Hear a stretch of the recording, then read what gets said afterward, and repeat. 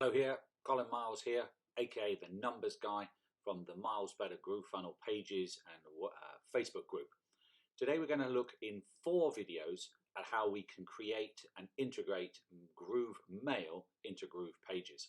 So you can see I'm already in Groove Mail, and we're going to first of all create a new list. So we go to down the blue bar down the side, we're going to go to Leads, we're going to go to List. You can see I've created a variety of lists, and first of all, very simply, we're going to create a new list. So up onto the right hand side, new list, give it a name. Usually I use it the same name as the website that I'm working on. So in this case we'll call it test list for training. You can then give it a description if you want, how to video list, and we create the list. That is as simple as it is to create your first list. You need to have the list because you're going to then use it for tags, etc. when we move into creating the mail. So that's part 1 of the creating a form and a mail from Groove Mail.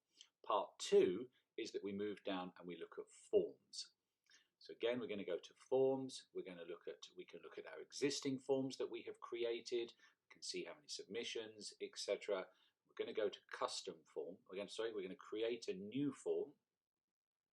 We're going to give it a name, and again, in this case, how to test video, how to set up Groove Mail test video. All right, again, doesn't really matter what you call it, it's what you're going to look at it later. And you're going to land on this page, and like with when you've been inside Groove pages, they're using this flow chart to allow you to follow the steps. This is what it defaults to. At the moment, we can't change any of these. The colors is the Groove Funnel pink, but that is coming. What we want to do is we want to add some more of these boxes. So we're going to add a new field.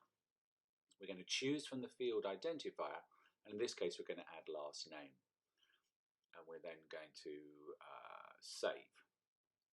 Now you can see that it's popped up on the form that we're using. You can obviously edit it. That's if you want to edit whether you want to change and check something here. We might decide that we don't want first name, that we want some other name, but we're going to leave that as it is for now. And we're going to come back here. Now, let's say we decide we want the first name first, the last name, and we want the email at the bottom. You can just drop it down, as you can see, to create the form. Now let's go back and add a new form. We can look at the existing ones inside the identifier. These are the ones that have already been created.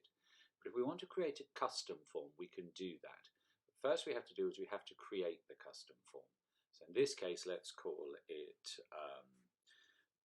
we'll just call it test field. All right. What do we want to go inside the text field? We can make it a drop-down menu. We can add radio buttons. We can have check buttons, text. Let's make it a drop-down menu, and then we can enter what memory we would like. So in this case, we go hello, and we're going to add. Sorry, that's what it's called, and then we're going to call it hello. I'm sorry, and then we add. We want to do another one, we could do that. We could also make it mandatory that they have to follow along. And then underneath the hello would be test, and we add. And you can see that it's created 2 additional options, and they're going to have to check them. We do the save first. All right, can't have any spaces, so there we go. So there's a thing, can only contain that, so we'll call it that, and we'll save. Now, this hasn't added it immediately.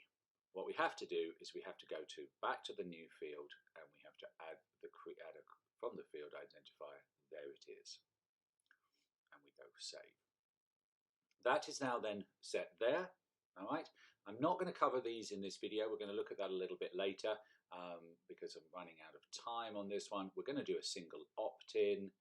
We're going to do don't send a welcome email. We'll look at that in another video coming across to which tag do we want to add it to. In this case, we want to add it to the test list for training. Comes on down, we add to make sure that we add the list. We're going to look at tags and sequences later. This video, I just want to get the basic form set up, and we're going to go to save. We have the option now to use the Java HTML, but I'm going to use the easiest option, which is the JavaScript, which we can then embed into our pages. That's the end of this video. Please check out part 2 that's coming up on how we take this code and we put it inside our website.